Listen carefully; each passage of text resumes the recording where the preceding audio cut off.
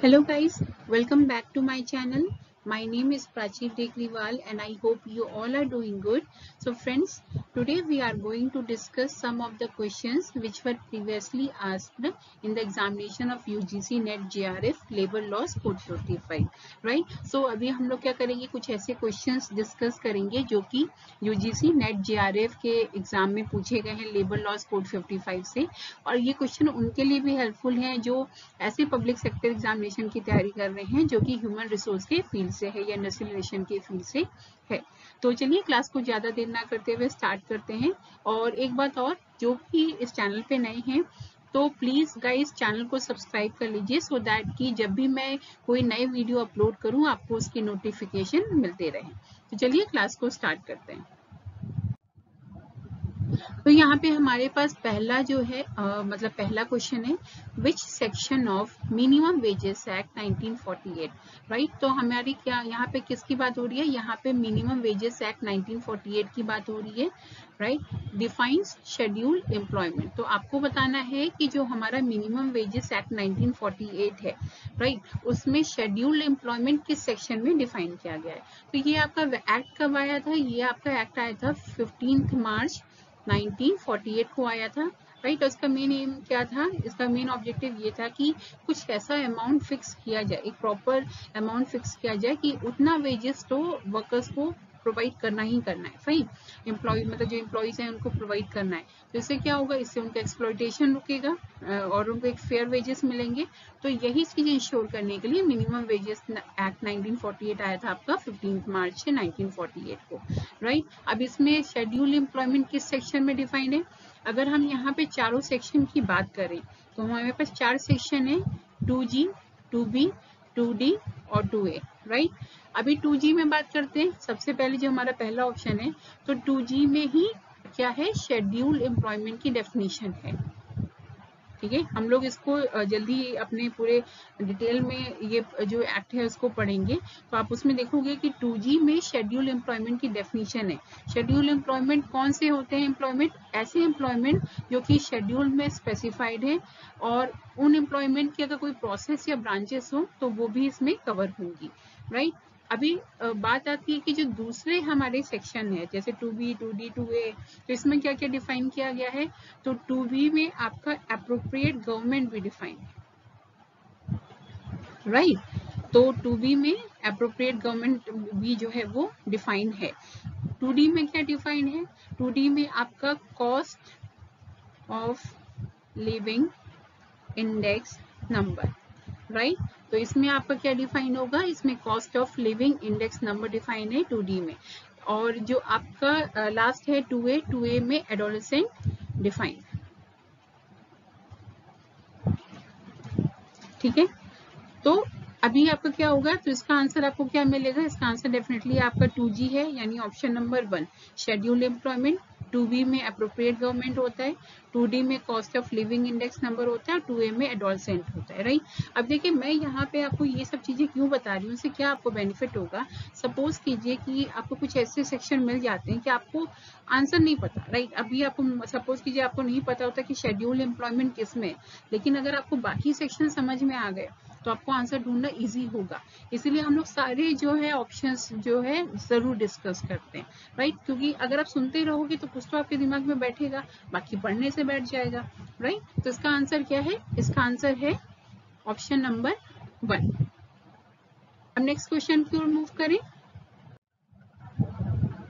Next question में क्या है, according to payment of wages act 1936। अब हम लोग यहाँ पे कहाँ पे आ गए, हम लोग पेमेंट ऑफ वेजेस एक्ट 1936 की बात कर रहे हैं। In case of a person who is working in any railway, factory और इंडस्ट्रियल और अदर एस्टैब्लिशमेंट, राइट। अगर कोई एक ऐसा पर्सन है जो कि रेलवे, फैक्ट्री, इंडस्ट्रियल या किसी ऐसे अदर दूसरे एस्टैब्लिशमेंट में काम कर रहा है, राइट, अपॉन और in which more than 1000 person are employed, ठीक है। ये आपको ध्यान देना है, यहाँ पे कितने लोग एम्प्लॉयड हैं, 1000 से ज्यादा लोग हैं, right. The wages need to be paid by when, तो अगर कोई एक ऐसी इस्टेब्लिशमेंट है, कोई इस्टेब्लिशमेंट है, कोई फैक्ट्री है, कोई रेलवे है, कोई इंडस्ट्रियल इस्टेब्लिशमेंट है और वहाँ पे अगर 1000 से ज़्यादा लोग काम कर रहे हैं तो पेमेंट ऑफ वेजेस एक्ट 1936 के हिसाब से कब तक आपको उसकी वेजेस प्रोवाइड करनी होती है, राइट। तो इसमें आपका जो पेमेंट ऑफ वेजेस एक्ट 1936 है, इसमें एक सेक्शन है, सेक्शन 5, राइट। इसमें डिफाइन किया गया है time payment of wages, right. Section 5 में टाइम पेमेंट ऑफ वेजेस, इसी तरह सेक्शन 4 में फिक्सेशन। तो ये सब चीजें आपकी जो है बताई गई है। Time of payment of wages इसी में बताया गया है कि अगर कोई एक ऐसी एस्टैब्लिशमेंट है, रेलवे है, फैक्ट्री है, इंडस्ट्रियल एस्टैब्लिशमेंट है और वहां पे 1000 से ज्यादा लोग काम कर रहे हैं तो जो आपको वेजेस होगी वो कब तक देनी होगी, 10th of that month, right. तो आंसर आपको क्या होगा, 10th ऑफ दैट मंथ। अभी ये ऑप्शन में कहाँ पे है, 11, 7, 10, 3rd, 10th of that month, यानी ऑप्शन नंबर आपका 3 आंसर है।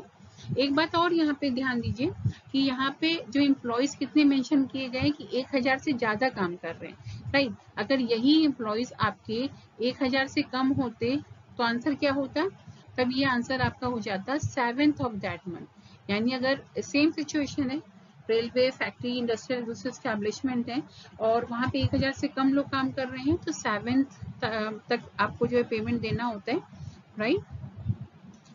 जो है 7 तक देना होता है और 1000 से ज्यादा लोग काम कर रहे हैं तो 10th तक देना होता है। तो यहाँ पे आपको 1000 से ज्यादा की सिचुएशन दी गई है, तो इसलिए आंसर क्या होगा आपका 10th ऑफ दैट मंथ। तो ऑप्शन क्या होगा, ऑप्शन नंबर 3, ठीक है। और ये किस में डिफाइन है, ये सेक्शन 5 में, right, payment of wages act के section 5 time payment of wages में डिफाइन है, राइट। नेक्स्ट क्वेश्चन की ओर मूव करें।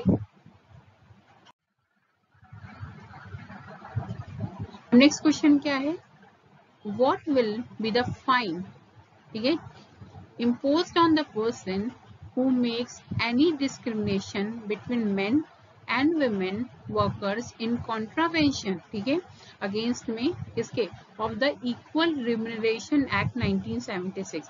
तो यहाँ पे इक्वल रिम्यूनरेशन एक्ट 1976 की बात हुई है, ठीक है।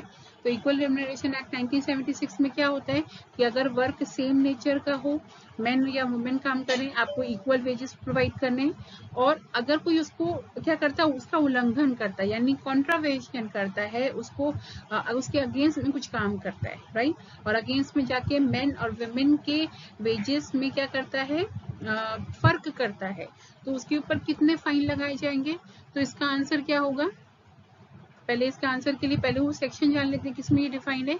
तो इक्वल रिम्यूनरेशन एक्ट 1976 का सेक्शन 10 एंड 11, ठीक है, इसमें क्या दिया हुआ है, इसमें पेनाल्टीज दी हुई हैं एंड ऑफेंसेस दिए हुए हैं, राइट, ऑफेंसेस बाय कंपनीज, ठीक है। ये सब इंपॉर्टेंट पॉइंट है, इसको नोट करते चलिए। सेक्शन 10 और सेक्शन 11 इक्वल रिम्यूनरेशन एक्ट 1976 के penalties and offences by companies को डिफाइन किया गया है, प्रोविजंस दिया गया है इसके लिए। और इसके अकॉर्डिंग अगर कोई एम्प्लॉयर जो है मेन और वुमेन के वेजेस में डिस्क्रिमिनेशन करता है सेम नेचर के काम के लिए, तो उसके ऊपर फाइन कितना लगेगा, उसके ऊपर जो है कम से कम मतलब 10,000 रुपए का फाइन लगना है या 3 महीने की जेल होनी है, राइट। तो क्या होगा, not less than 10,000 rupees penalties and not less than 3 months of imprisonment, ठीक है। इन दोनों में एक चीज तो उसको देना ही देना है। और एक बात और आती है, अगर मतलब ये चीजें थोड़ी ज्यादा मतलब आगे एक्सटेंड करती हैं तो इस केस में क्या हो सकता है, यही जो पेनाल्टीज है 10,000 रुपए वाली, ये 20,000 रुपए तक जा सकती है, ठीक है ना। और ये जो इम्प्रिजनमेंट है यानी जो जेल हो रही है वो 3 महीने की जगह 1 साल तक भी लग सकता है, ठीक है ना, अगर ये पहला ऑफेंस है। और बाद में यही आपका क्या करेगा, ये बढ़ जाएगा, मतलब 2 साल तक भी हो सकता है जेल, अगर ये ऑफेंस जो है बाद में भी कंटिन्यू होता रहे, ठीक है। तो मिनिमम तो मतलब ऐसे मिनिमम तो क्या होगा, 10,000 या 3 महीने की जेल, राइट। एंड अगर चाहे तो इसको बढ़ाया जा सकता है 20,000, क्योंकि कम से कम 10,000 है ना, उसको 20,000 भी कर सकते हैं पहले ऑफेंस के लिए, और जो जेल है वो पहले ऑफेंस के लिए 1 साल, और अगर बाकी में होता रहता है तो बढ़ा के उसको 2 साल की जेल की जा सकती है। तो इसका आंसर क्या होगा? इसका आंसर है ₹10,000।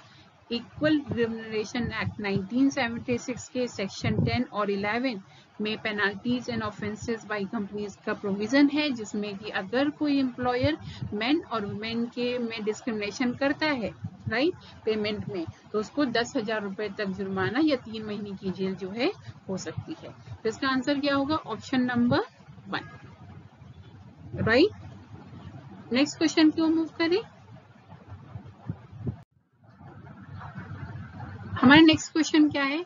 अकॉर्डिंग टू माइंस एक्ट 1952, अब यहाँ पे माइंस एक्ट की बात आ रही है 1952 के, what will be the wages for the leave allowed to a person employed in a mine who is paid monthly or weekly। ठीक है, अगर कोई एक पर्सन है एम्प्लॉयड है, ठीक है, माइंस में एम्प्लॉयड है और उसको कुछ लीव्स अलाउड हैं, ठीक है, और उसकी जो पेमेंट होती है या तो मंथली होती है या तो वीकली होती है, तो उसको जो लीव मिलेगी, ठीक है, पेड लीव मिलती है, तो पेड लीव का जो है कितना वेजेस उसको दिया जाएगा? तो डेफिनेटली क्या होगा?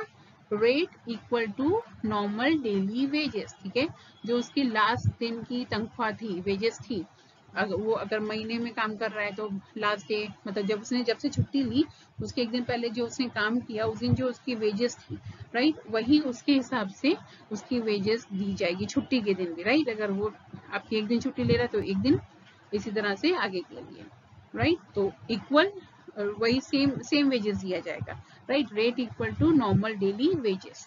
तो आंसर क्या है? Answer number 4।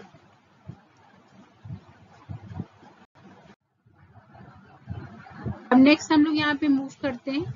यहाँ पे आपको क्या बताना है? Match the following 10 C's of engagement. ठीक है, यहाँ पे किसकी बात हो रही है? यहाँ पे 10 C's की बात हो रही है एंगेजमेंट की। ठीक है, अब एंगेजमेंट क्या हुआ? अगर कोई एम्प्लॉय हमारे मतलब कोई एम्प्लॉय है राइट, और अब एम्प्लॉय की ग्रोथ और डेवलपमेंट करनी है, भाई ये एचआर का तो मेन रूल है। अब ग्रोथ और डेवलपमेंट करनी है तो उसका मतलब क्या है कि जब भी वो आए आपकी ऑर्गेनाइजेशन में आ रहा है तो हम लोग उसको ऐसा फील कराएं कि वो हमारी ऑर्गेनाइजेशन का पार्ट है राइट, वो हमारी ऑर्गेनाइजेशन के लिए एक एसेट है। तो इसके लिए क्या होता है? इसके लिए 10 C's इंपॉर्टेंट होते हैं, और ये 10 C's में आपका क्या आता है? इसमें सबसे पहले आपका क्लैरिटी होता है राइट, सेकेंड आपका कंट्रोल होता है, कनेक्ट, फोर्थ आपका क्या होगा? क्रेडिबिलिटी हो गया, फिफ्थ आपका हो गया कंट्रीब्यूट, सिक्स्थ हो गया कोलैबोरेट, सेवेंथ हो गया करियर, एट हो गया congratulate,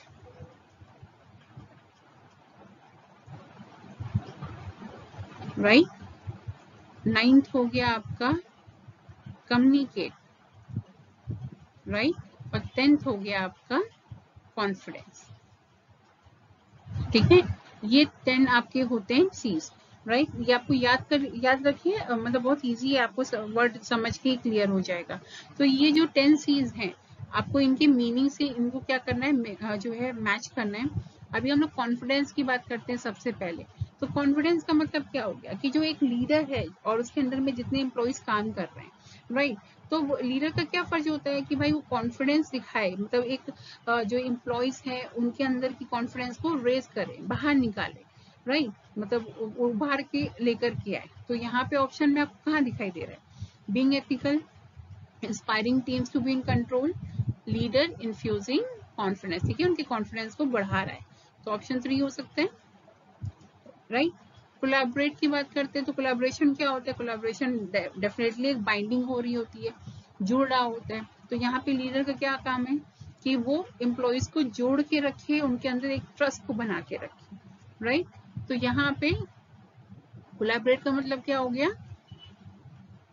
trusting and binding employees. ठीक है, एम्प्लॉइज के अंदर एक ट्रस्ट बनाए, उनको जोड़ के रखे। 3, 4 कंट्रोल की बात अगर हम लोग करें तो कंट्रोल का मतलब क्या है? देखिए, अगर एम्प्लॉइज कंट्रोल में रहते हैं तो कहीं ना कहीं एक प्रॉपर डायरेक्शन में वो मूव करते हैं है ना, एक प्रॉपर जो है एक एथिकल ग्राउंड बना होता है, प्रॉपर डायरेक्शन में मूव करते हैं, चीजें बहुत स्मूथली रन करती है और हम लोग गोल की तरफ ज्यादा इजीली पहुंच पाते हैं। तो यहाँ पे क्या करना है, लीडर को इंश्योर करना है कि टीम के अंदर एक कंट्रोल बना रहे। तो ये ऑप्शन में आपको कहाँ दिख रहा है, inspiring team to be in control, यानी कि ऑप्शन नंबर 2, राइट। और क्रेडिबिलिटी की बात करें तो यहाँ पे क्रेडिबिलिटी का क्या मतलब हुआ कि जो लीडर है वो ये देख ले कि भाई जो काम हो रहा है एक प्रॉपर एथिकल तरीके से हो, और इसके लिए उसको क्या करना है, उसको खुद भी एथिकल वे में रहना पड़ेगा, लीडर को भी, राइट। तो यानी क्या हुआ, बीइंग एथिकल, राइट। उससे भी एक क्रेडिबिलिटी जनरेट होती है। तो क्या ऑप्शन में आंसर आपका क्या आ रहा है, 3 4 2 1। देखते हैं ऑप्शन में कहाँ पे, ऑप्शन नंबर 3, राइट। यहाँ आंसर क्या होगा, ऑप्शन नंबर 3। ये जो 10 C's हैं आप इसको ध्यान से एक बार देख लीजिएगा, बहुत इजी है, समझ में आ जाएंगे, राइट। अभी क्लैरिटी की बात करें तो हर चीज के गोल क्लियर होना चाहिए, कंट्रोल हमने बात की, कनेक्ट तो कम्युनिकेशन ही प्रॉपर होना चाहिए, क्रेडिबिलिटी की हमने बात की कि एथिकल तरीके से होना चाहिए। इसी तरह से बाकी आपके 10 C's जो हैं राइट।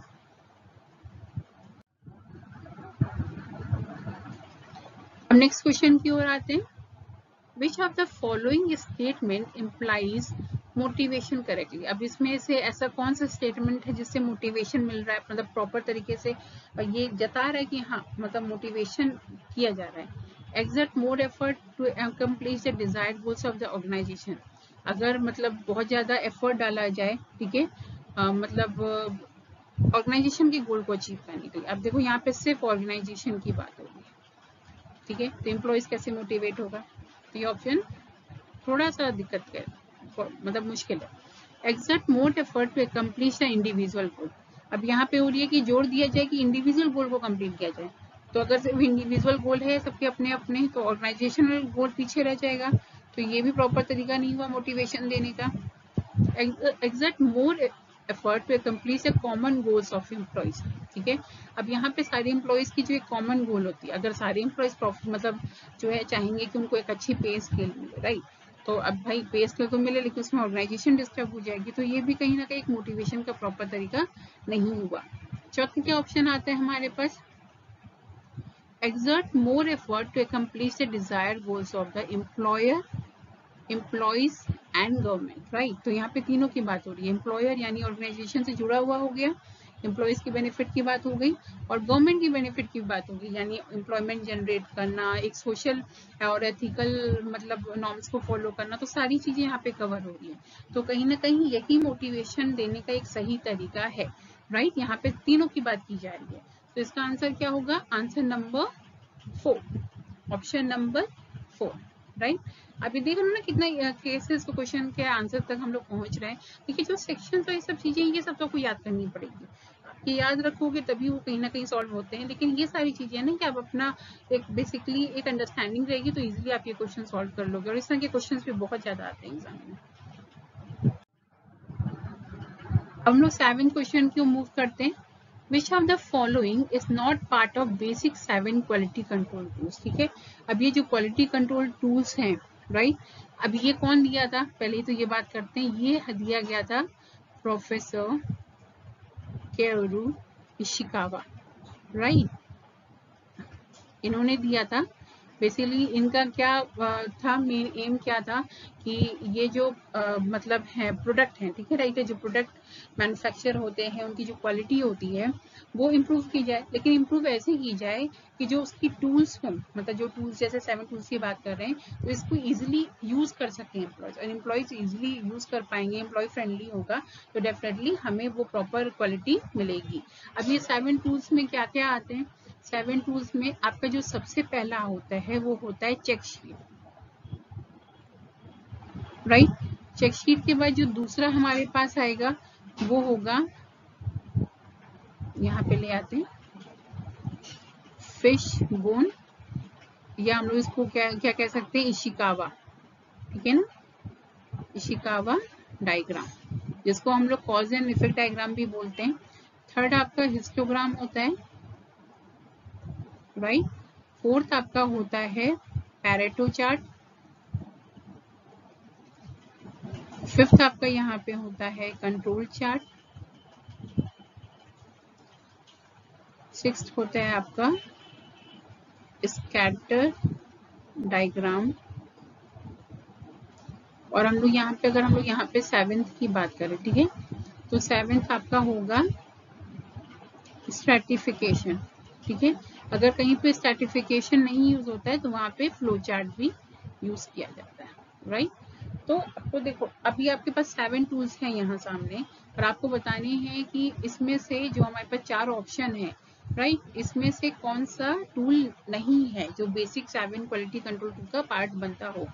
तो हमारे पास यहाँ पे चेक शीट है ऑप्शन नंबर 1 में, तो चेक शीट आप देखो इसे टैली करो, चेक शीट मिला आपको ऑप्शन 1, तो डेफिनेटली ये आंसर तो आपका रहेगा क्योंकि इसमें पैरेटो चार्ट भी है, और पैरेटो चार्ट जो है हम लोग के पास यहाँ पे है ऑप्शन में, ठीक है, ऑप्शन नंबर 4 यहाँ पे पॉइंट 4 में।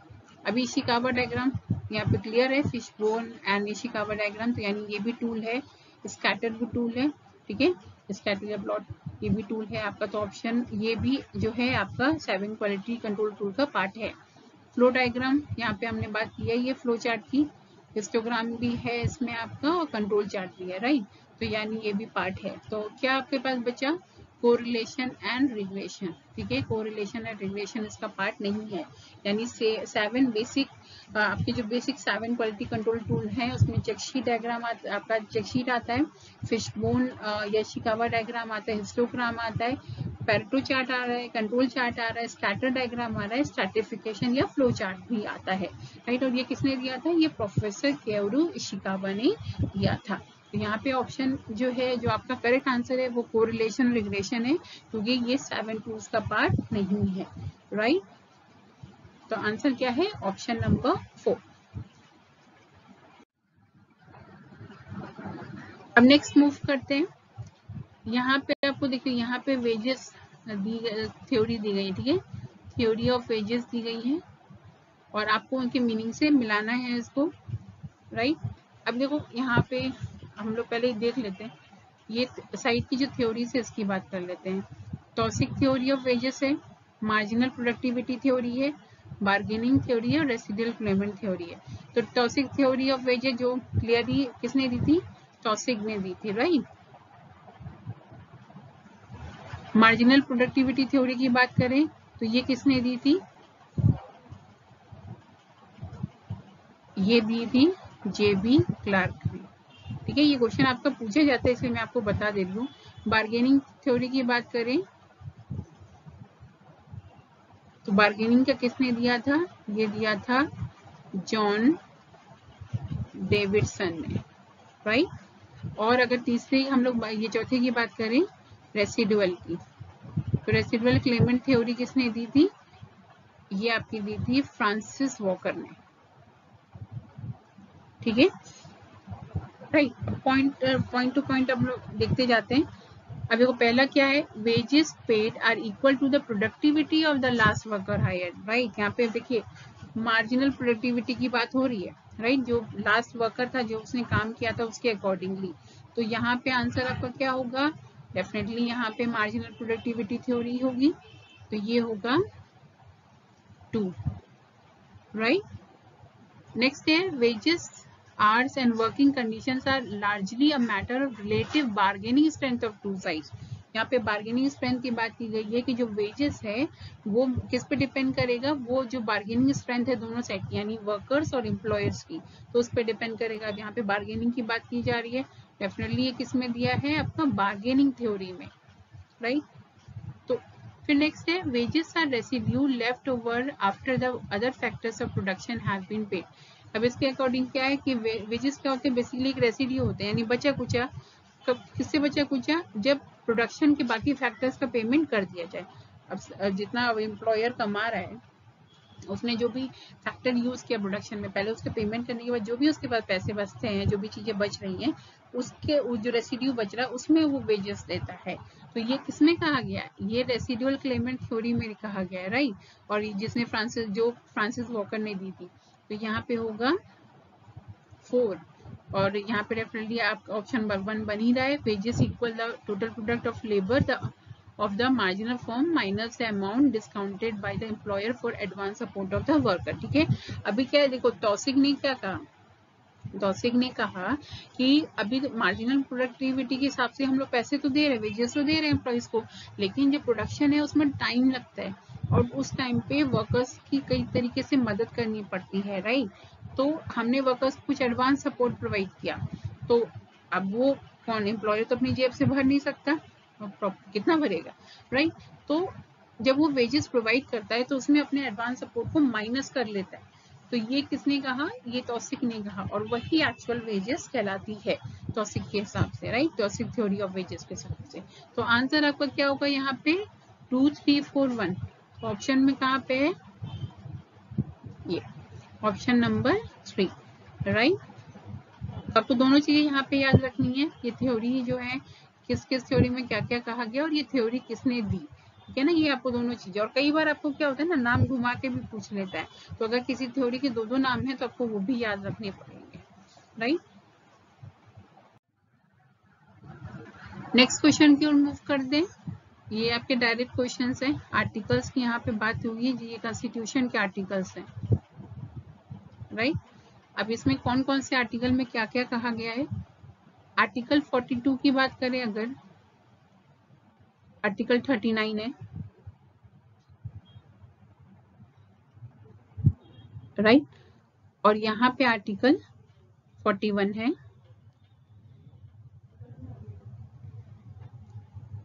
आर्टिकल 43। तो यहाँ पे क्या यहाँ पे दिया गया है आपका, यहाँ पे आपको ये बताया गया कि इस आर्टिकल में क्या क्या चीजें मेंशन की गई है। अगर हम लोग इसकी बात करें, equal right to an adequate means of livelihood, ठीक है, तो ये किस में डिफाइन किया गया है, ये आपका आर्टिकल 39A में दिया गया है, ठीक है। उसके हिसाब से मतलब हर किसी को ये हक है, हर किसी को राइट है कि उसको एक एडिक्वेट मीन्स मिले जिससे वो अपनी लाइवलीहुड या अपनी जीविका को कमा सके, राइट। तो ये इसका आंसर क्या होगा, आर्टिकल नंबर 39, ऑप्शन नंबर 2।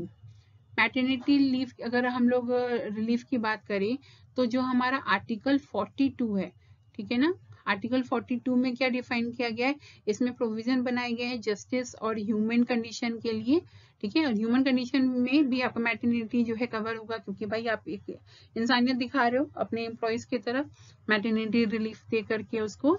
तो इसका आंसर क्या होगा, आर्टिकल 42 है, तो ऑप्शन नंबर 1। इसी तरह से नेक्स्ट हमारा क्या है, ensuring a decent standard of life, ये इंश्योर किया जाए कि जो वर्कर्स हैं उनको एक मतलब जो लोग हैं उनको एक स्टैंडर्ड ऑफ लाइफ मिले प्रॉपर, और फुल एंजॉयमेंट मिले लेजर का, सोशल और कल्चरल अपॉर्चुनिटीज का। तो ये आंसर आपका किस में आएगा, ये दिया गया है आर्टिकल 43 में मेंशन किया गया है, राइट। तो ये ऑप्शन नंबर 4।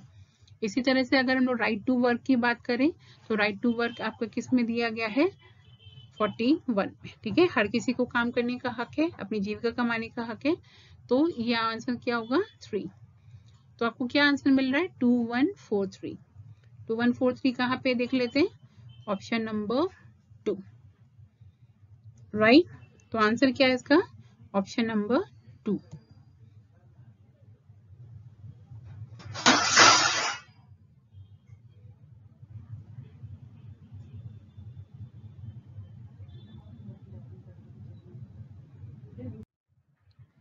अभी ये हमारे पास नेक्स्ट क्वेश्चन है, which of the following is not an important feature of autonomous working group, ठीक है। आपको क्या बताना है कि इसमें से कौन सा ऐसे फीचर है जो ऑटोनोमस वर्किंग ग्रुप का नहीं है। ऑटोनोमस वर्किंग ग्रुप क्या होता है, बेसिकली एक ऐसा ग्रुप है जो एक इंडिपेंडेंट डिसीजन मेकिंग करता है, मतलब इसको खुद से ही डिसीजन लेना होता है, राइट। और आप मतलब इसमें से मतलब इसको मेन इसका टारगेट क्या है कि अपने गोल को अचीव करना है, राइट। अभी देखो इसमें क्या क्या फीचर दिए हुए हैं, the group reports directly to the senior management by passing their immediate bosses. ऐसा हो सकता है क्योंकि वो सीनियर मैनेजमेंट को रिपोर्ट कर सकता है अपने इमीडिएट बॉस को स्किप करके, क्योंकि वो स्पेशली एक आपके मतलब एक प्रॉपर गोल के लिए बनाए जाते हैं। The creation of teams which have a high level of autonomy and control over their immediate working environment. अब इसके हिसाब से क्या है कि एक ऐसी टीम बनाई जाए जिसकी हाई लेवल ऑफ ऑटोनॉमी हो और कंट्रोल हो इमीडिएट वर्किंग एनवायरनमेंट में, ठीक है।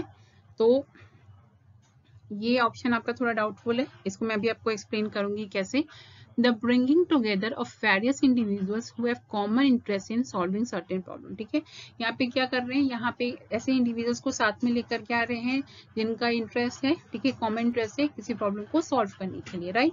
तो यहाँ पे डेफिनेटली ऑटोनॉमस वर्किंग ग्रुप का ये हो सकता है ऑब्जेक्टिव, ये आपका हो सकता है फीचर है, ऑप्शन 1 भी फीचर है।